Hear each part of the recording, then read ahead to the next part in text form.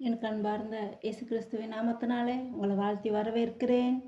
இன்னைக்கு நம்ம பார்க்க போகிற வேத வசனம் சங்கீதம் 138 8ஆம் வசனம். கர்த்தர் எனக்காக யாவையும் செய்து முடிப்பார். கர்த்தாவே, உமது கிருபை என்றும் உள்ளது. உமது கரத்தின் கிரியைகளை நெகிழவிடாதிருப்பீராக. கர்த்தர் எனக்காக யாவையும் செய்து முடிப்பேன் என்று கர்த்தர் சொல்றார். ஒரு ஒரு சில விஷயம்தான் கர்த்தரால் முடியும்னு நம்ம தீர்மானிக்கக்கூடாது. கர்த்தரால் செய்யக்கூடாத காரியம் ஒன்றுமே இல்லை என்று நம்ம அப்படி விசுவாசிக்கணும். கடலை அவர் ரெண்டாக பிளந்த தேவன், செங்கடலை ரெண்டாய் பிளந்த தேவன் மனுஷரால் செய்யவே முடியாது. நம்ம வானத்தையும் பூமியும் படைத்தவர் அவர்தான்.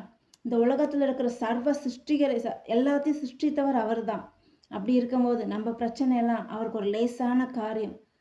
அவருக்கு ஒரு ஒரு பார்வை பார்த்தா போதும். நம்ம மேலே ஒரே ஒரு பார்வை பார்த்தா போதும்.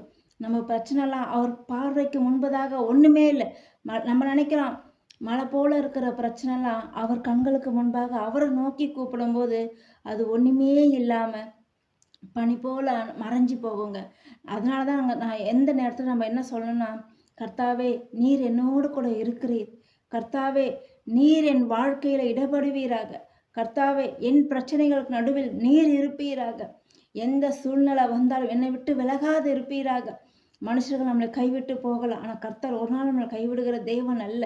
நம்ம எந்த சூழ்நிலையில் இருந்தாலும் சரிங்க, கர்த்தர் மாத்திரம்தான் உண்மை உள்ளவர் என்பதை யார் யாரெல்லாம் விசுவாசிக்கிறீங்களோ இந்த வசனத்தை சொல்லி சொல்லி ஒரு நாளும் இந்த வசனம்லாம் நம்ம சாதாரணமான புக்கில் படிக்கிற மாதிரி வார்த்தைகள் இல்லைங்க. ஒவ்வொரு வார்த்தைக்கும் வல்லமை இருக்குங்க. பைபிளில் இருக்கிற ஒவ்வொரு வசனத்துக்கும் அவ்வளோ வல்லமை இருக்குது.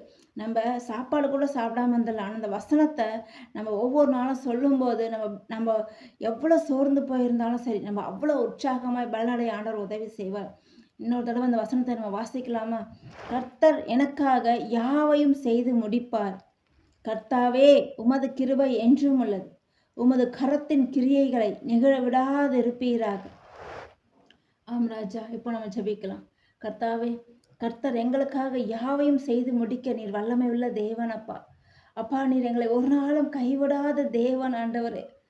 அப்பா, நித்தியமா எங்களோடு கூட இருக்கிற தேவன் அப்பா. ஆண்டவரே, தாயின் கருவில் உருவாகும் முன்னே நீர் எங்களை பெயர் சொல்லி அழைத்த தேவன் அப்பா.